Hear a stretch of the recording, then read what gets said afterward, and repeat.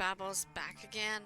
And a long time ago, I said, "Hey, do you guys want me to do Monster Camp after I did Monster Prom?" And that we're back again. I believe I did the second term. I think I got rejected, if I remember correctly. So we're back at this again. We're gonna enjoy our camp. There's only one person. We'll do the full video, and I'll do 2 videos probably of this. So, 'cause I feel like I've been slacking in some of the others. Camp Spooky, the stage of some of our dearest summers. Back then we were young and unafraid. And with school far away and everything seemed possible as the sun embraced us on our way to camp.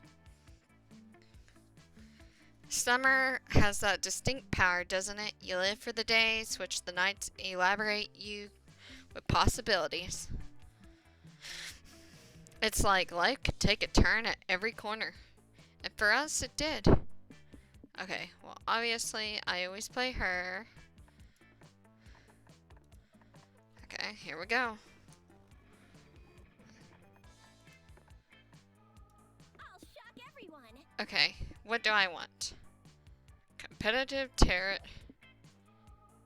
A fake noble title. Sock puppet. Penguin mask. Very strong insect repellent. Wood carving machete. Okay. I kind of want business anal paste. Magical mirror. Kind of want the machete. And I think I want the penguin. One night says that the Monster Prom has hardened us on the highs and lows of love. But no and love were always absolute beginners. And summer camp was no different. No one talked about it, but the idea of a summer love loomed over our heads. Close to the last day of camp, there was a meteor shower happening just 5 weeks away. Everyone knew that if you were into someone, you were going to watch that damn thing together. And so, silent yet powerful, pressure invaded us. It was the Monster Prom all over again. Everything seemed uncertain, everything but one thing. Whoever we were asking on the meteor shower date, it was probably going to be the one of the 6 coolest on the bus. Of course, because, you know, it has to be. Joy Johnson, 23, a badass witch who wanted to chill a bit after saving the world countless of times. Maravi Mishra, a hot-headed adventurer possessed by a curse who had turned out to be the most annoying roommate ever. Calculaster, a library computer who had become a sentient robot ready to experience life to the fullest. Dahlia, a buff blue demon and a warmonger who had set her sights on conquering summer. Next. Damien LaVey, a fearless demon with a taste for destruction and a love of fire. And Milo, a Death Reaper.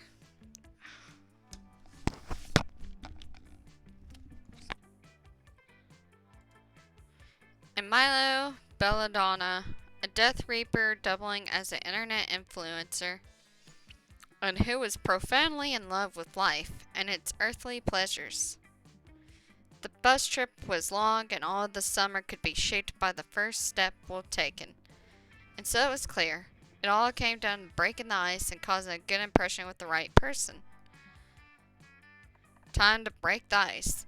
Break the ice by doing something unexpected on the bus. Burp loudly, just sigh loudly, swear about your sworn enemy, spend the trip updating your software, start taking selfies compulsively, challenge someone to a staring duel.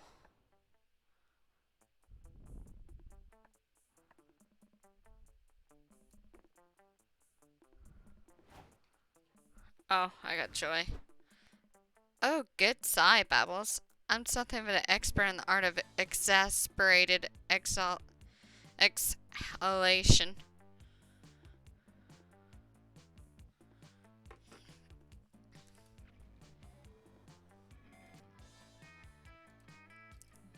Make it more guttural if you really want to broadcast how annoyed you are. True sighing comes from the diaphragm.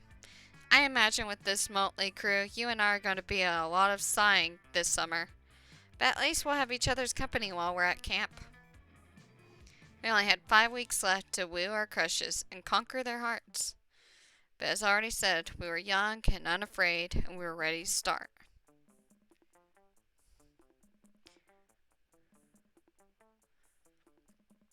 Okay, here we go.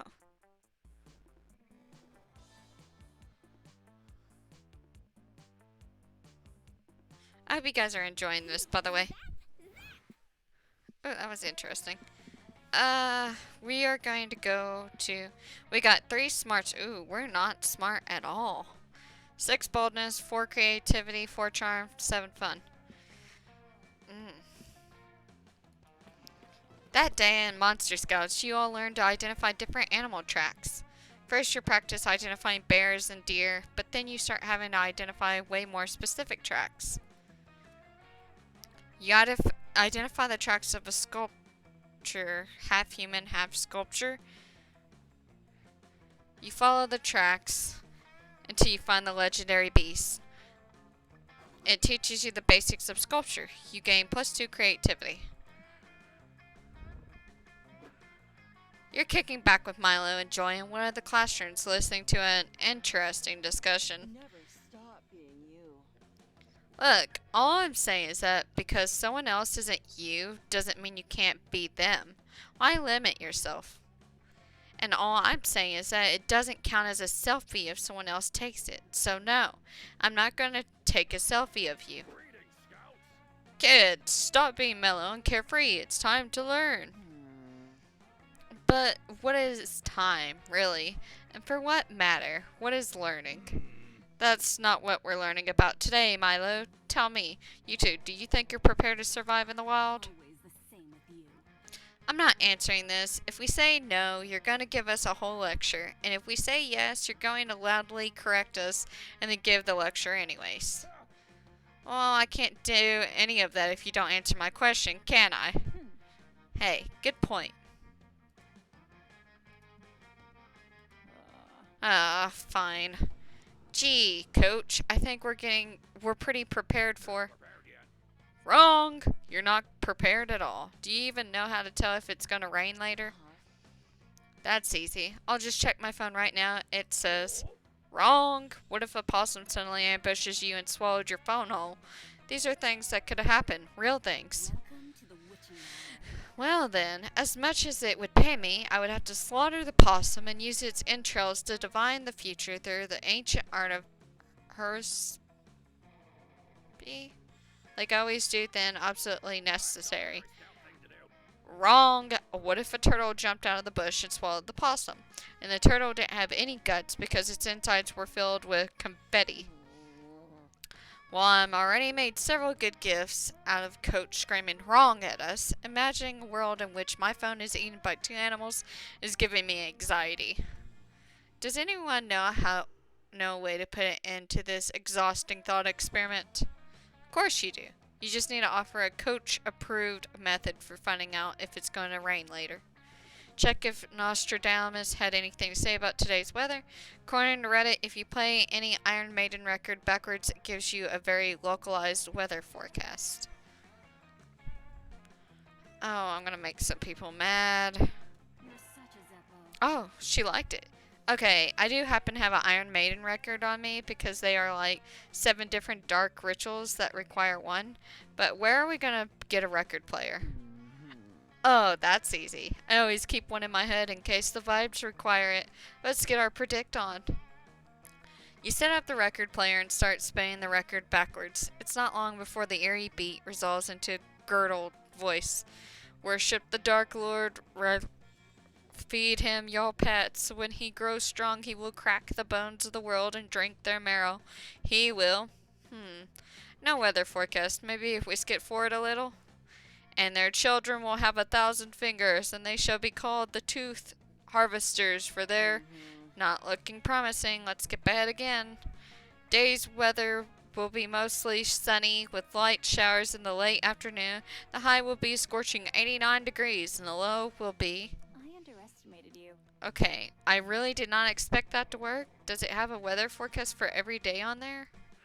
Today's weather forecast is the only one on this record. Tomorrow's weather will be on the B side of Metallica's Master of Puppets EP. Anyways, you guys should really go back and listen to the demonic stuff. There's some really good bits in there. No thanks, Haunted Iron Maiden record. I try to only worship obscure goddess cults. It's one of my many ways of fighting back against the patriarchy. As for me, I've already pledged my soul to the vibe. Great job, kids. Not only did you predict the weather, but you avoided being suckered in by a demonic record spirit, which was probably actually a wily bear in disguise. This calls for celebration. +2 fun and +1 smarts for everybody. Hooray! You're not sure where Coach got all that fun and smarts, but you're not complaining. You party down in style with Joy and Milo, and you all grow a little closer. Well, that went better than I expected. So many places to go.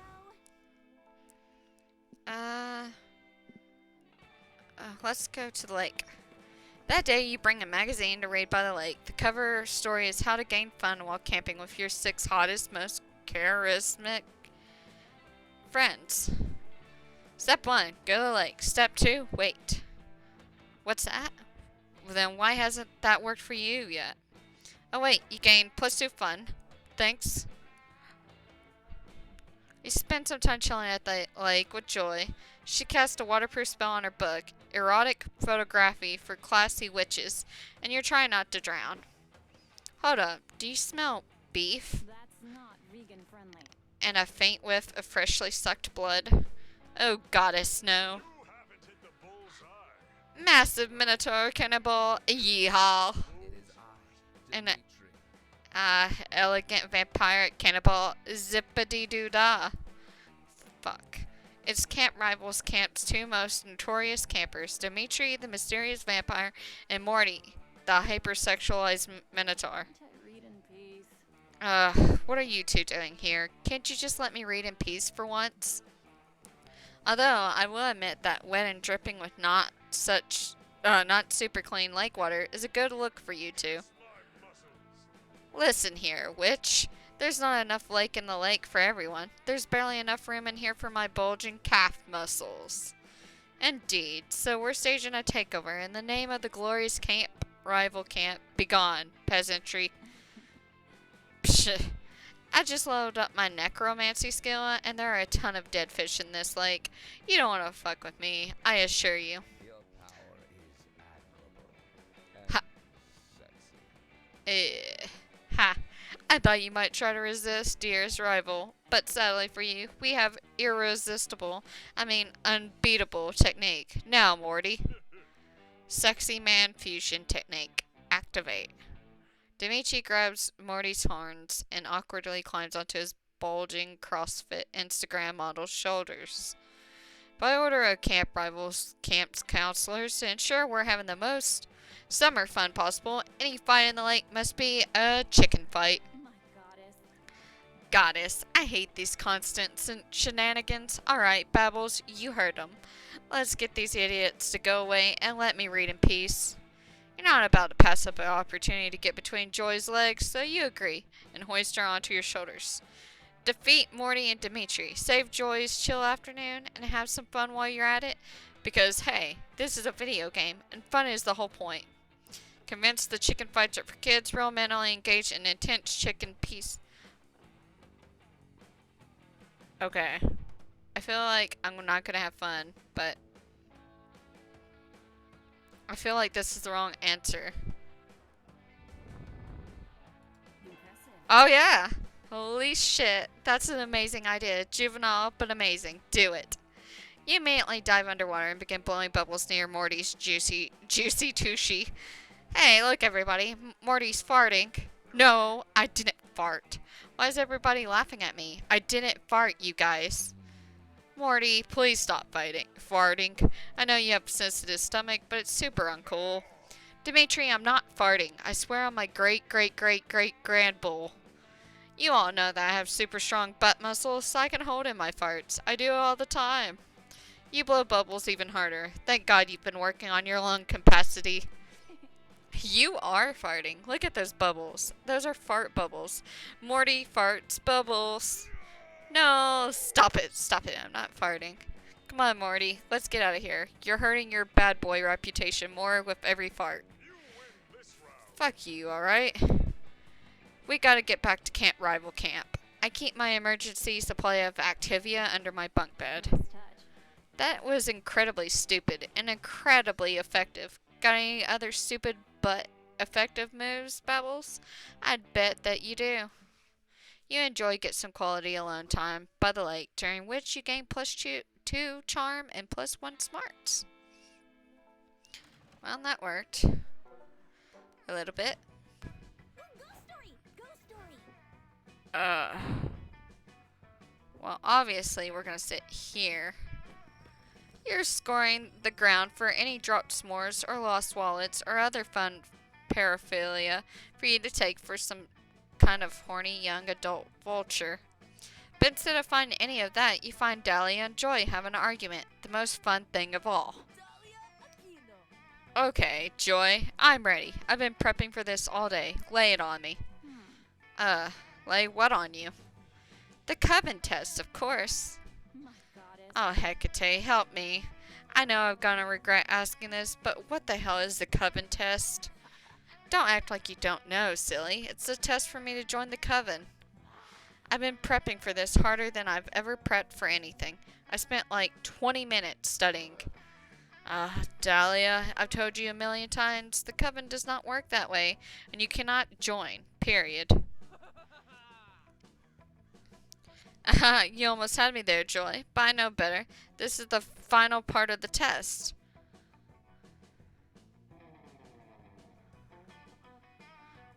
Where you test my will and resistance in the face of adversity. You're saying if I'll stay in the game by making me believe that there is no game, but I know your tricks. I won't fall for it. You are not in the coven. Damn it, I'm not trying to trick you. There's no such thing as a Coven test. Oh, really? Then how do you explain the letter I received stating that I made it to the very exclusive final stage of the Coven test? What? Give me that. Dahlia, you obviously wrote this letter yourself. Nuh-uh, it's totally legit. It was delivered to my tent by the magical raven this morning. Enough of this. Then why is it addressed to Dahlia, Buffus Blue Babe of all? Also, you misspelled Joy. No, I didn't. Your name has always had a silent D. You will get this show canceled. Dahlia, I'm sick of your shit. This letter is meaningless, and you're not taking a Coven test because there is no test. Yep, gotcha. So this is going to be an oral section of this test. Also, is there going to be oral? Also, if it's cool if I mark my answers in blue glitter pen, it's the only writing utensil worthy of me. There's no way this argument is going to end anytime soon. Obviously, Dahlia isn't going to let go of this test thing. So what is the true test to enter the Coven?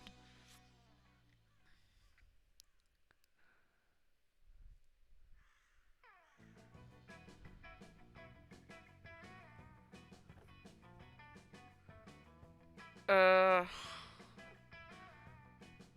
gonna say. Aw. Wait, is that true? Yeah, I chose the. You have to stay 30 years away from her. Wait, is that true? Yep, totally true. I did it, and so did Hope and Faith. It was difficult, but we persevered. All in the name of the Coven, or something. I see. You know, it's honestly makes so much sense. Spending 30 years as a hermit would be the perfect test of Coven. The Coven isn't about flagrant displays of strength and sexiness, though. I do bring those to the table. It's about the hard work and doing things no one else has the strength to do, like living as a hermit despite it sounding like a really stupid idea. I need a break. Sure. Well then, I won't let you down, Joy. I'll be the best damn hermit this Coven's ever seen. See you in 30 years. Not half bad. Well, that worked out nicely. Thanks, Bubbles. I really appreciate your help. Hey, what are friends for? if not lying to your other friends. You enjoy spend the next couple of hours laughing and talking. Before you know it, it's almost sunrise. Hey guys, I'm back. Wow, I can't believe how young you guys look. These past 3 decades have been really good to you. In any event, I'm happy to report that I'm back and ready to join the coven. What? But you've only been gone for like 7 hours tops? Are you serious? Fuck being a hermit, it's so boring. I could have sworn it was at least a decade. There's no way I can do this. I can't spend 30 whole years living in the forest and eating wood and...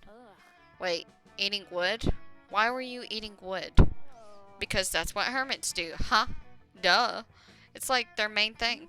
Dahlia, are you thinking of termites? Oh damn, I think I was. Silly me. Thanks for setting the record straight. So termites are the ones that eat wood. Hermits are the frogs who cheat on their pig girlfriends by having a giant man stick his hand up their asses, right? What? Oh god, no. Dahlia means Kermit. You may need to explain to her how puppets work. Well, at least you got to spend the evening getting cozy with Joy. You endured any weird sexual Muppet conversation to have that experience again.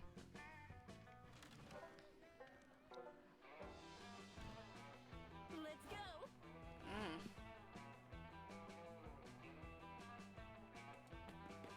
That day you go in the woods searching for edible roots to make wilderness tea. You find lots of roots. Beetroot, ginger root, the square root of pie, the root of all evil. You brew it all together, and it's the most delicious tea you've ever had. So it's so rooted with knowledge that you gain +2 smarts. You emerge into clearing to find a Ravi, and Joy crouched around something. Babbles, perfect. Maybe you can help us here. If by help you mean silently drool over us before making some kind of wacky decision that endangers us all, then sure. Hey, don't knock wacky decisions that endangers us all. That's how I always manage to stay a step ahead of my nemesis. Fair enough. Fair bait for me to judge how another woman deals with her nemesis. Hecate knows I got some orthodox strategies of my own. And speaking of unorthodox strategies, I think we've run out of conventional methods for attempting to identify this creature. Oh, so it's a creature. That's more than you were able to figure out by looking at it. It gives you a mournful look with one of its fins. Are you gonna finish that? I don't know, guys. I still say it's salted pretzel, and we should just try eating it. For the last time, Hex, I'm not eating it until I know for sure what stat bonuses it gives me. And I won't know if we can't identify it. The creature unperturbed photosynthesizes definitely. Well, judging by its aura, it's some kind of petrified seagull. The creature winks at you with what it's either a mouth or an Ethernet port. But its droppings seem to indicate that it's more like an illustrated guide to how a bill becomes a law. The creature somehow acquires about a dozen more fingers. I want to just leave this rotten thing alone, but I am consumed by the fire of discovery. I must know. So what do you say, Joy? Is this the point in the adventure where we ask for aid from an unlikely ally? I guess it is. So what do you think, Bubbles? How can we figure out what this creature is? And don't say try having sex with it. I know where your mind is at. You sheepishly crumble up the big neon sign you made that reads try having sex with it. It's time for plan B. Look up its call using Shazam.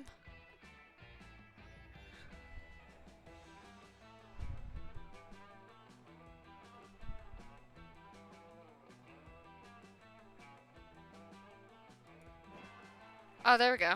You bust out your phone and Shazam the creature's distinctive call. After a little bit of processing, a single word appears on your screen. Anaconda. It's an anaconda. That was easy. Nuh-uh. Don't you hear the retro bass line and those rapid-fire filthy lyrics?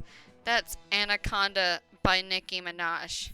So obviously, as I was saying the whole time, this creature is just Nicki Minaj in an especially dope costume. Okay, first of all, you thought it was a salted pretzel. Second of all, this thing is neither that the right shape nor size to be Nicki Minaj. But if it really is playing Anaconda, there's something else it might be. Hold on, let me consult the Eldridge internet real quick. Joy's eyes roll back in her head as she communes with the all-knowing spirits which haunt this mortal plane, and also Google. Ah, yep. Just as I suspected, the hideous abomination is the product of a marketing scheme to sell singles of Nicki Minaj's Anaconda in the forest. Through genetic engineering, music marketing professionals sought to create a single anaconda by combining DNA from the actual anaconda, Nicki Minaj's ass, and a falcon. Such a twist. Music marketing professionals aren't really very good at genetic engineering, though, so the result is a puddle of misused genes we now see before us. So we shouldn't eat it.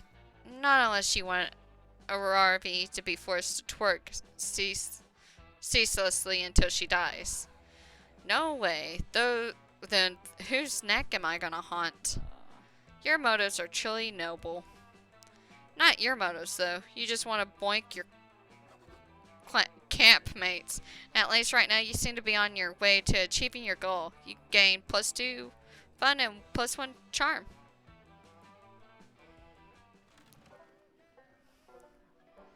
We're doing okay. Let's go. I haven't messed up too badly. I think.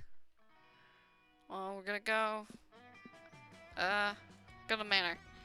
In the haunted manor, a voice whispers from the walls in a frightening voice. Babbles, you can't escape your fate.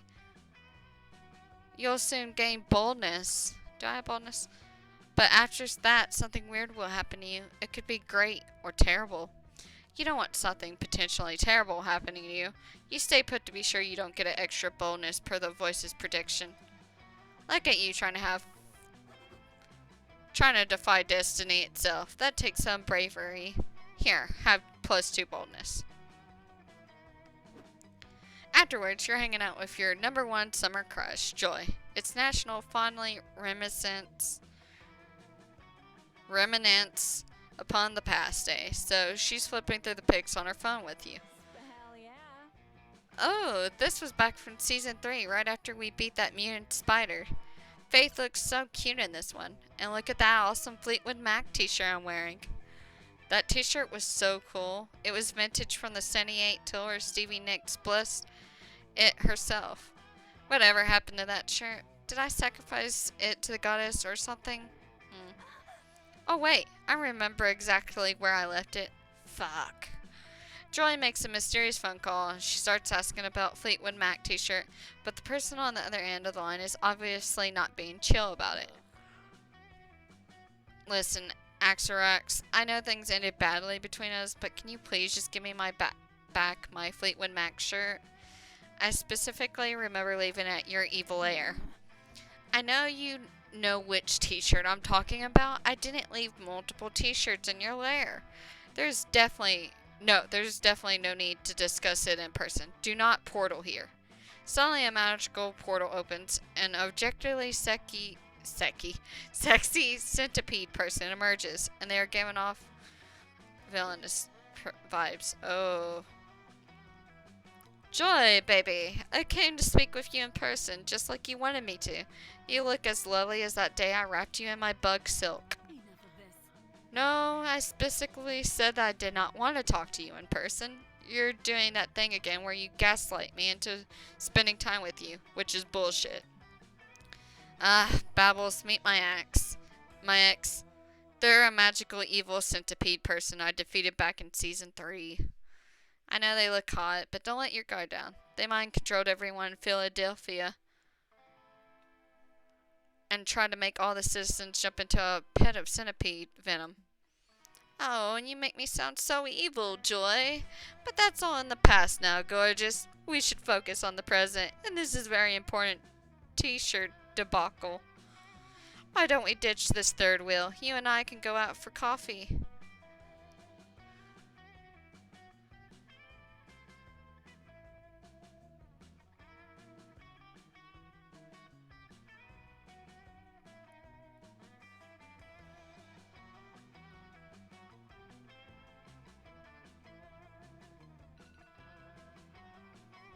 Okay. We are out of time, so I'm going to stop the video here. But I will see you guys in the next video, and we will continue this battle with this centipede. Anyways, I hope you guys have a good day. Bye.